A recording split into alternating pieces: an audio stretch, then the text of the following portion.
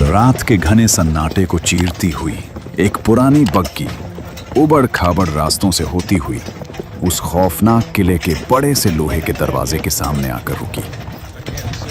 बग्गी का दरवाजा खुला और उसमें से जोनाथन उतरा। उसके हाथ में पुराने दस्तावेजों से भरा एक चमड़े का बैग था।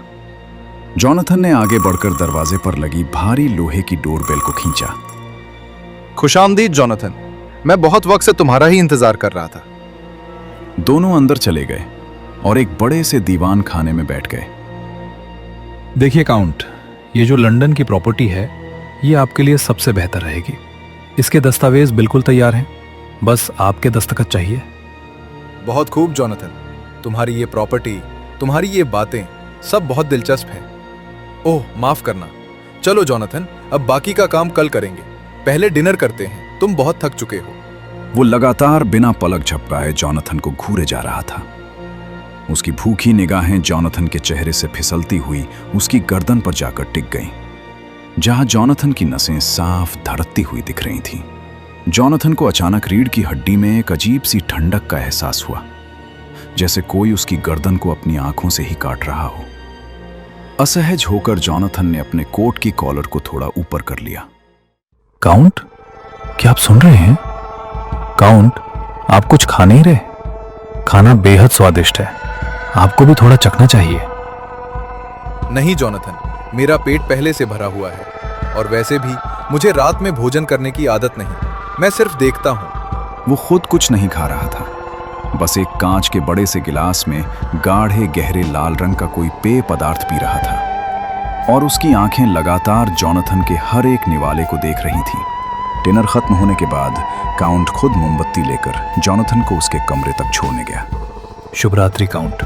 शुभ रात्रि जोनाथन। एक बात याद रखना जोनाथन, अगर रात को देर गए इस किले में कोई अजीब आवाज आए या किसी के रोने चीखने की आवाज सुनाई दे तो भूल कर भी अपने कमरे का दरवाजा मत खोलना और बाहर मत निकलना। क्यों?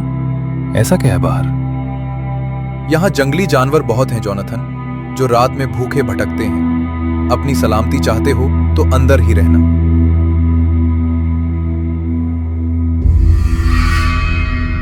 रात के करीब 2 बजे अचानक उसकी खिड़की के कांच पर किसी चीज के खुरचचने की तीखी आवाज आई। जोनाथन घबराकर उठ बैठा। वो दबे पांव धीरे धीरे खिड़की के पास गया। बाहर घना अंधेरा था, पर जैसे ही उसकी नजर ऊपर आसमान की तरफ गई, उसके होश उड़ गए। हवा में बिना किसी सहारे के काउंट उड़ते हुए नीचे जमीन की तरफ आ रहा था, लेकिन वो अब इंसान नहीं लग रहा था। उसका चेहरा विकृत हो चुका था, आंखें अंगारे की तरह लाल थीं और उसके मुंह से ताजा खून टपक रहा था। उसके मजबूत कंधे पर एक इंसान की लाश लटकी हुई थी। काउंट ने उस लाश को घसीटते हुए किले के पिछले हिस्से में बने एक अंधेरे गहरे तहखाने की तरफ ले जाना शुरू किया। जोनाथन का पूरा बदन डर से कांप रहा था और काउंट का पीछा करने लगा। रास्ता नीचे की तरफ जाता था, जहां हवा बेहद ठंडी और बदबूदार होती जा रही थी। आखिरकार वो उसी तहखाने में पहुंचा और सजे हुए ताबूत के पास गया।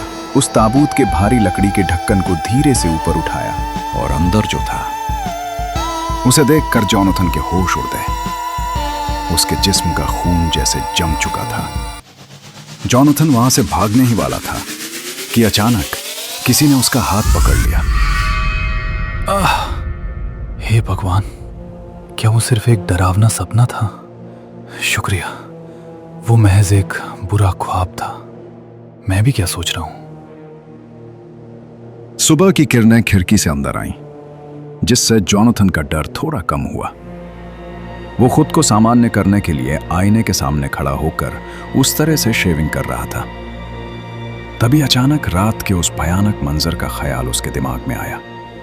उसका ध्यान भटका और उस तरह उसकी गर्दन पर थोड़ा गहरा चल गया। उसकी गर्दन पर एक कट लग गया था, जहां से गाढ़े लाल खून की एक बूंद निकलकर नीचे बहने लगी। ठीक उसी पल जोनाथन को अपनी पीठ के पीछे एक बर्फीली और भारी सरसराहट महसूस हुई। उसने फौरन सामने लगे आईने में देखा, पर आईने में सिर्फ उसकी अपनी शक्ल दिख रही थी। पीछे का हिस्सा बिल्कुल खाली था। जोनाथन का पूरा शरीर सुन्न हो गया। उसने अत्यधिक डर के मारे धीरे धीरे अपनी गर्दन पीछे घुमाई।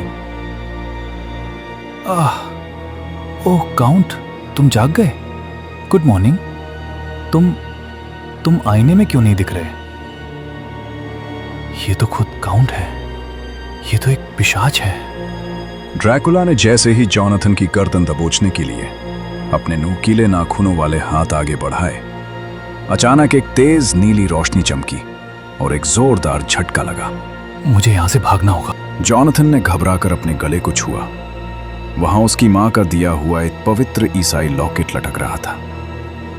उस लॉकेट की पवित्र शक्ति ने ड्रैकुला को पीछे धकेल दिया था।